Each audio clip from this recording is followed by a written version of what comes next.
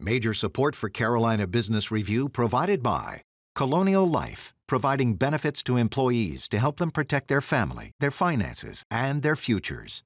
High Point University, the premier life skills university, focused on preparing students for the world as it is going to be. And Sunoco, a global manufacturer of consumer and industrial packaging products and provider of packaging services with more than 300 operations in 35 countries. Spring breaks and summer vacations usually spell the beginning of good summer fun and good feelings about what's to come. I'm Chris William, and welcome again to the most widely watched and longest running program on Carolina business policy and public affairs, seen every week across North and South Carolina for more than 3 decades now. In a moment, we do it about this time of year, and that's bring together the tourism chiefs for North and South Carolina. It's Whit Tuttell and Duane Parrish. We sit down and start a dialogue about all of the challenges around what will happen in the tourist season given all of our current challenges. And we start right now. Gratefully acknowledging support by Martin Marietta, a leading provider of natural resource-based building materials, providing the foundation upon which our communities improve and grow. Blue Cross Blue Shield of South Carolina, an independent licensee of the Blue Cross and Blue Shield Association. Visit us at southcarolinablues.com. The Duke Endowment, a private foundation enriching communities in the Carolinas through higher education, healthcare, rural churches, and children's services. On this edition of Carolina Business Review, Duane Parrish, Director of the South Carolina Department of Parks, Recreation, and Tourism, and Whit Tuttell, Executive Director of Visit NC.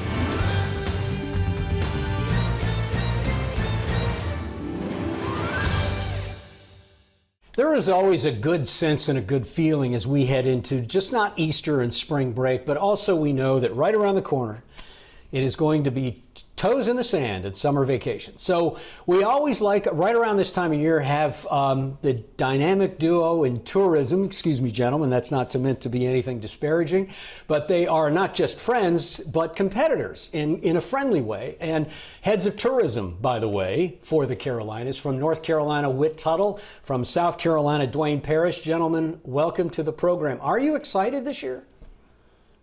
Yes. All right, well, go ahead. It feels normal. It feels normal, yeah. Well, good. It's kind of good to be back to normal, except for this rate of inflation and the cost of fuel. While it's run up quickly, it doesn't. I don't get the sense from anyone it's going to drop quickly. Duane, we'll start with you. Is this going to be a pretty stiff headwind for tourism? Is the cost of fuel? It's a concern. It's a psychological impact. It's when it shows up on the front page of the newspaper or the lead story on the news. You know, the consumer, the additional $30 is not going to make someone not take a trip. But what it is the impact psychologically of maybe we shouldn't go as far. Maybe we shouldn't take this trip. Maybe we shouldn't do this. You know, I think that's where it has more impact than it does the actual dollars someone has to spend. But we've been at 4. We've never been at 5, at least not in the Carolinas. Yeah. What do you think? Yeah, I'd say the same thing. You know, it's interesting. Traditionally, we do well when gas prices increase because we're closer than Florida. We're closer than some of those other places. But I just saw a study from Longwoods International that actually showed it was not just gas prices that were worrying people, but it was also inflation. So you've got this 1-2 punch, you know, that's not that big a part of your spend on a trip, like Duane said, but it does place a mental block on some people and maybe causes some hesitation.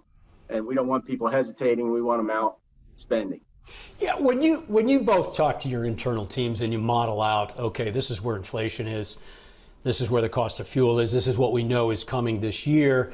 Is there a general sense that there will be tighter travel, as you guys both talked about, that people are going to be staying closer? It won't be as much international because of wars or cost? I think definitely so. You know, we were a little worried the international markets would open back up and we would lose some of those domestic visitors who have been traveling domestically instead of traveling internationally.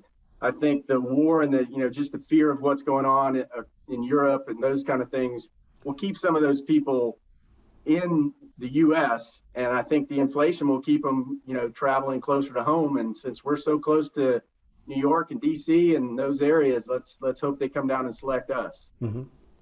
Yeah, I think you saw when COVID started, we saw it with the tighter travel, as you put it, not going as the domestic leisure traveler, particularly the drive market, really is what has exploded over the last year in 2021 and into 2022 as well. I think that will continue through most of this year as business travel is still down and international travel is still, for the most part, missing. But I think international travel starts to come back at the end of this year, barring some unforeseen new variant of the virus.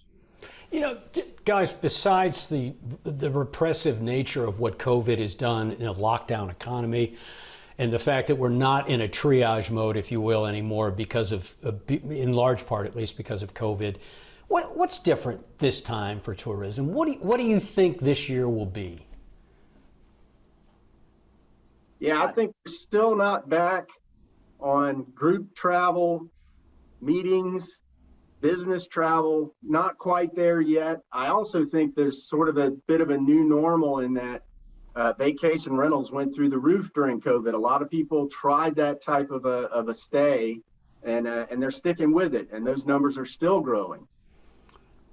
Yeah, same thing in South Carolina. We've seen an increase in, as we put it, in the short-term rentals. They did extremely well during the pandemic, and that will continue afterward.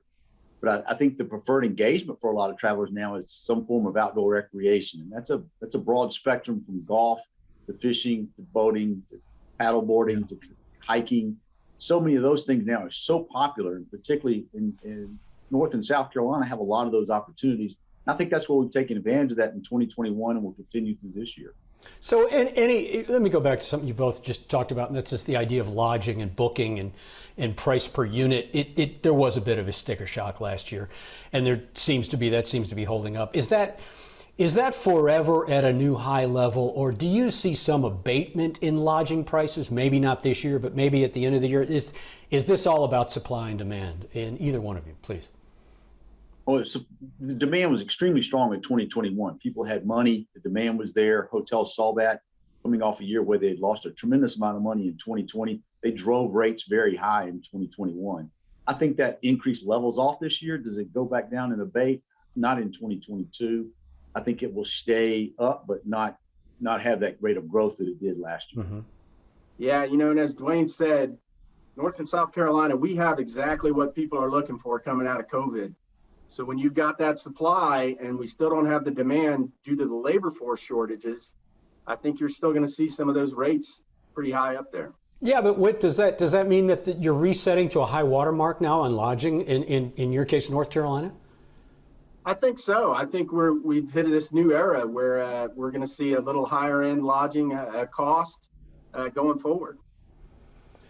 Duane, how do you back out the idea, and I promise I'm not asking you to be an economist here, but given the pressure, given the liquidity in the system, dollars looking for a place to go, both discretionary but also corporate and institutional, that is, it's at some point that money is going to be spent or allocated. So how do you model out, again, longer term to say, well, we think tourism is going to do X or Y over a 3 or 5 year period, but we know we've got all of that money that looking to be spent, but we know at some point it's going to be gone. Is that an element you're even concerned about?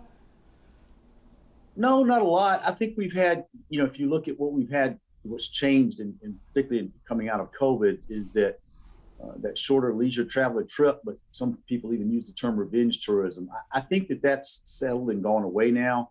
There's more of a sense of normalcy, but it's still changed. Business travel is still down. Virtual meetings have caused business travel to, quite frankly, I don't believe we'll get back to the level they were pre-pandemic, because 2 years ago, no one heard of Zoom. And so I think that's changed the business traveler. We talked about the meetings market is still not back yet. Yeah, it's slowly coming back, but it has a lead time. Meetings typically book a year in advance, so I don't think we see that fully come back until 2023.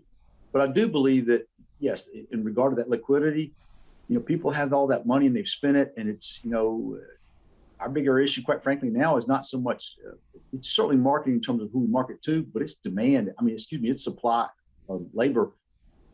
creating supply of enough tables available or enough staff to service the tables available in a restaurant, enough staff available to service the rooms in a hotel. Those are as big issues today as trying to create demand. Really, that still is acute? Wait, is that still as acute? Is the worker? Oh, exactly. And that's going to be the key with these dollars we have available now from the feds and from the state.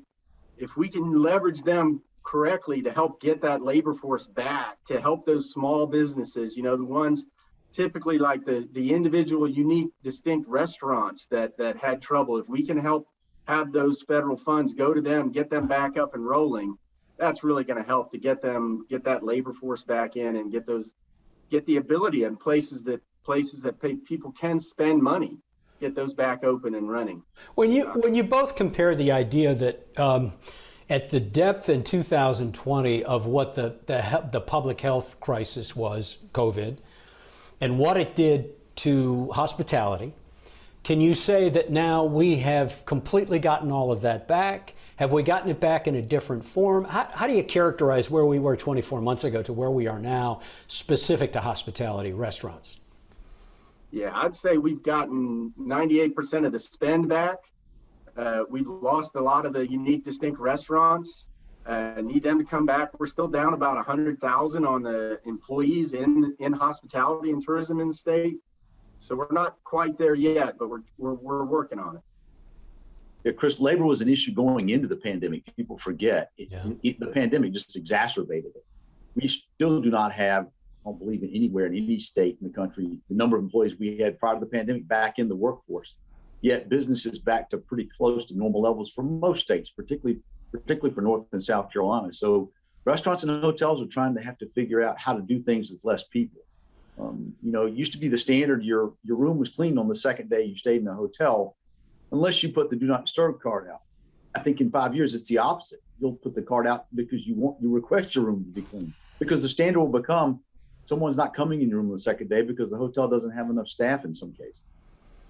And I know this is anecdotal to some degree, but back to the restaurants, though, Duane, when you look across, and I'm not just talking about the coast, the Grand Strand or the Low Country, but in general, when the restaurant business, what percentage of those have come back? And of that percentage, what would you say those are new restaurants and not the old players? We lost about 25% across the state during the 2 years roughly of the pandemic. We've had probably a 10% reopen or open as a new concept, open in some different form, or just brand new. And quite frankly, they're all doing very well now. Business is really not an issue for the restaurants. People have gotten cabin fever and want to go out to eat now. And so labor has become their big challenge now.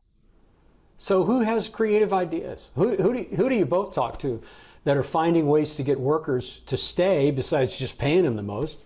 I mean, where are the smart businesses? What are they doing? Yeah, they're being innovative. I think they're offering different things for their employees. We've seen restaurants in Charlotte that do a tip for the back of the house as well as the waiter that serves you. And I think it's those sort of entrepreneurs who are finding the way to get the labor force and get it to come. We're seeing some restaurants that are closed between lunch and dinner to give the staff a break and those kind of things. Mm-hmm. Yeah, we're seeing less shifts, basically. Restaurants closed on some days just to give the staff that time off, and there's not enough staff. And so the staff they do have, they don't want to burn them out. And so working less shifts, they're finding different ways to do that. I see more family-oriented restaurants now, bringing in family members to help out. They're resilient. They'll figure out how to manage it over time. There are obviously policy issues that bubble up. In South Carolina, Duane, the General Assembly, the State House, if you will, has floated this idea, and looks like it's indeed going to happen if it hasn't already, if I've got my numbers wrong, but about $9 million annually will actually be put into a permanent fund around beach renourishment, which is always a battle whenever it comes up. PRT is going to be the deployer of that. Talk to a little bit about us how that is a good thing, or that is just being fulfilled finally. Well, it's a very good thing. The beaches to tourism, that is our infrastructure in many cases. It is to us what the interstate system is to transportation. I mean, it is a critical part of our infrastructure. It is, quote unquote, the hook for the coast. And so it's critical that we renourish. Our state portion of that funds, and it varies by beach and by location. It's a combination of federal funds, local funds, state funds. But to know that we have that state funds there and not have to make that large ask like we've done in the past, which could be upwards of $50 million, not have to make that ask at a one time and know that there's a recurring funding system in place each year is critical, quite frankly, for planning purposes. There's a way to do beach renourishment less expensively, and that's to set up mobilization to do different municipalities or different counties at the same time and save costs. Knowing that funding is there we're in a better position to allow that to happen. How does North Carolina tourism come down on that, Whit? What do you do? What do we do? Well, we're trying to do as much as we can for everybody. And I think really our General Assembly and our administration have done a fantastic job of trying to drive those dollars back into the businesses that need them. We've got a $500 million program that's coming down to help grants for small businesses that were impacted across the state, and really excited about a program to help develop workforce that's coming through the state to get folks in the high school level to talk to them about joining the tourism industry and the future and those careers that they can have there. One other policy issue that obviously is an important one is transportation, DOT, not surprising. Again, we look at the Palmetto State. Duane, there is and I'll call it not a battle brewing, but there are clear defining lines between a different way to approach this idea that South Carolina finally seemed to be funding the idea to finish the I-73, the interstate corridor to the Grand Strand. Those along Horry County and the Grand Strand, businesses have a different idea than maybe those who make policy. Two questions. How does that end up? What do you think that looks like finally? Will they get that I-73 terminus down there at the Grand Strand? And what does that say about broader transportation policy? Well, yes, I think they'll get it done. The state had a surplus in its recurring funds, and the governor has proposed a portion of that going to it, as well as some of the federal ARPA funds going to that to help finish I-73. It's critical to get that first leg completed from Myrtle Beach, if you will, out to I-95. That's leg number one. Once that happens, I think there's a lot of momentum finishing on up in through and into North Carolina. The other part of this, from a tourism perspective, Myrtle Beach is the largest destination in the United States without really an interstate system to it. It's critical not just for tourism, but it's critical for emergencies as well. Look at hurricane evacuations, the number we have over a 10-year period now. It's critical to be able to get people out in a fast manner, and interstates play a big part of that. Mm-hmm. Yeah, and I'm not trying to put words in your mouth, Duane. Is this again this difference of opinion between Horry County Commission, Horry County policymakers, and the business community down there? It sounds like you feel like they're going to work through these differences and all be on the same page about this. Ultimately, is that fair to say? Ultimately, they will. Myrtle Beach and Horry County, at the end of the day, will always work together. It is about tourism. It is what drives the economy there, and I think they'll all come together at the end. Yes, to both finish the interstate, and quite frankly, also to help. The funds are there now in terms of not just finishing the interstate, but repairing and widening roads existing that are not part of the interstate that are existing in Horry County and the Grand Strand. What's DOT? How do you work with DOT that's different now, Whit? We're working with them actually a lot on things like litter, which has become an issue. We're a state that's known for our beauty, so we're trying to make sure, people are taking care of the state, taking care of what's going on with the highways.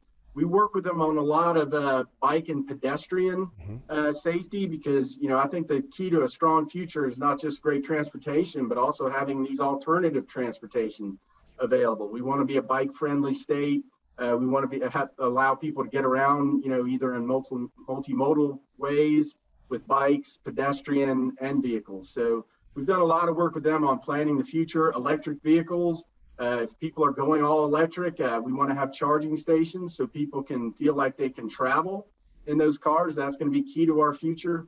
There's a lot going on with DOT, and I think there's a lot of great things about to happen because of a lot of those funds that are coming.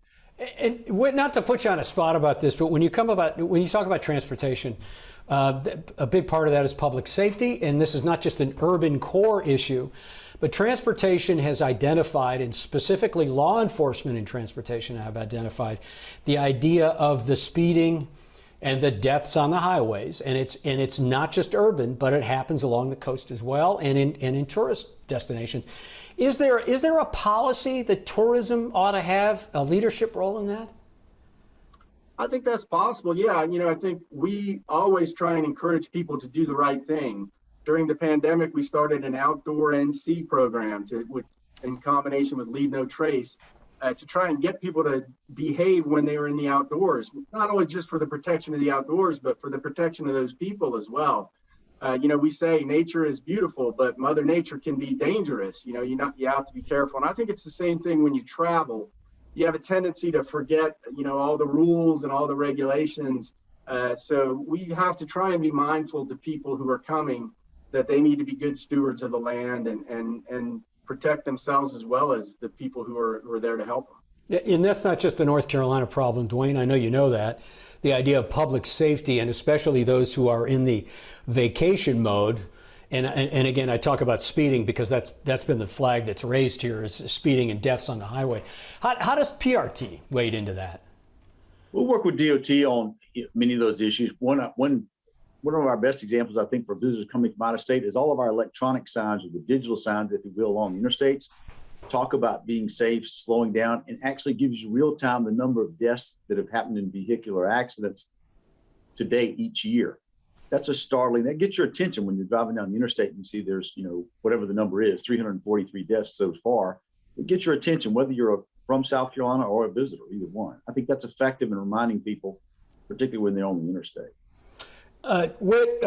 North Carolina, your boss, North Carolina Commerce Secretary Michelle Saunders, talks about diversity, equity, and inclusion. And she, while she was on this program, she was very effective in not just weaving it into the conversation, but making a solid case on inclusion and diversity and how effective it has been in not just bringing new partners and new team members into commerce, so to speak, in North Carolina, but what it's been able to do with the outreach of North Carolina in looking for new economic development projects. How does that factor into a strategic shift for you and for tourism? What does that mean to you? Yeah, well, there's several things that it means really for us. We want to make sure we're reaching out to everyone. Travel, I think, sometimes is limited based on people's economics, based on where they are, who they are, what they look like, or what language they speak. So we're trying to take a broader approach and be more inclusive in everything we do, whether that's including Spanish language advertising in our campaigns, to who we reach out to the imagery that we portray, who's projected in that, who we represent, who our ads are served to, all those kind of things. We're looking at them in a holistic approach. We're also looking at our staffs and who we hire and who we reach out to when we have openings. We've started a minority internship to try and get more people engaged in the tourism industry because we think that's important. We've also done some inclusive research with advertising companies, and also have some great events coming up for people that are differently able, and we'll try and focus on all types of inclusion to make the campaign more broad for everyone. And Duane, I'm going to ask you, how does it change PRT? And not just changed in that, in apologies, this is not meant to be disrespectful because I don't know that you are doing it or not doing it, not just to become a box to check, but how does it become endemic and part of the DNA where you actually do see an effectiveness with DEI being included?